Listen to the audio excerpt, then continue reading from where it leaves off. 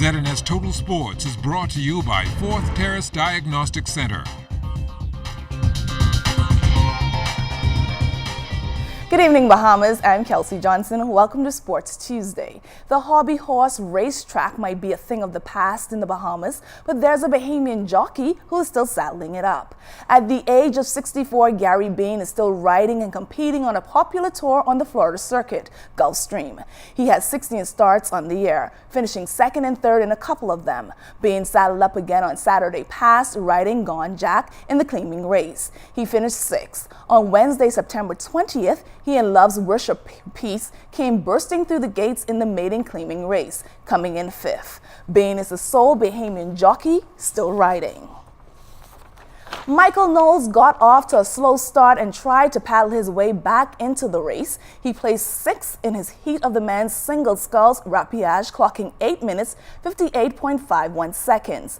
Knowles did not advance to the next round and will not get a chance to compete for a medal. But as far as the Bahamas is concerned, he is a winner. Knowles is the first Bahamian male rower to compete at an international tournament. He made his debut at the World Rowing Championships currently going on in Sarasota, Florida. His next opportunity to make history will be on Wednesday when he competes in the men's scull semifinal race. The first pitch was thrown on Monday, officially getting the BAISS softball season underway. We go to our Jared Higgs for the call. Kelsey, this was a tough one for me. I went to and played softball for both of these schools. Let's pick things up in the bottom of the fifth inning. St. Andrews up 7 runs to 6 with Queens College at the plate. This shot to left center field would find the gap.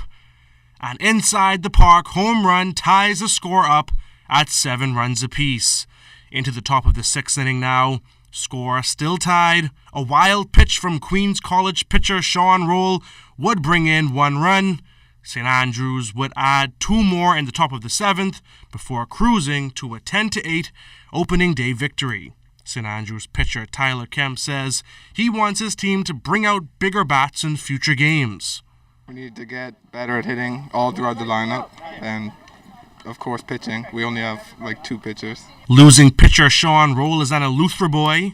He's pleased with his side but knows it'll take hard work for his team to get better results.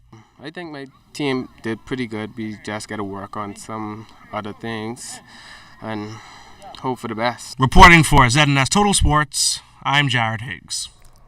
Thank you so much, Jared. Carrie Cartwright has a number of match wins under her belt, this after only playing in 2 major international tournaments since joining the ITF Pro Challengers circuit. Cartwright's second tournament on the tour has landed her in Stillwater, Oklahoma. She eliminated Anna Dalina 7-6-6, 3-6, and 6-2. She will now square off with Christina Sorolette in the 3rd round. On the doubles end, she and American Kate Facey will team up. Football can be considered one of those high-end sports that can run players into a pretty penny. Before they can even think about taking to the field, they must have on the proper gear, and that's costly. The report we've gotten, most of the teams do have equipment, either from the previous seasons or persons who have left and no longer playing have passed their equipment on to other players. To give you a breakdown on how much it costs to actually outfit one particular football player, it costs up to $600. It's with helmet, shoulder pads, the works, but that is probably for the next 10 years, right? So you're talking about maybe $60 a year if you look at it from that direction. But the pass down equipment, happens with guys who are no longer playing. The Bahamas darts team left for competition today. The team headed to Japan where the World Cup for darts is taking place. We're sending 4 players from Nassau. We're sending Sky Bain, Christian Knowles, Sandra Ferguson, and the youngest player ever to make the Bahamas team, India Sweeting. She's 17.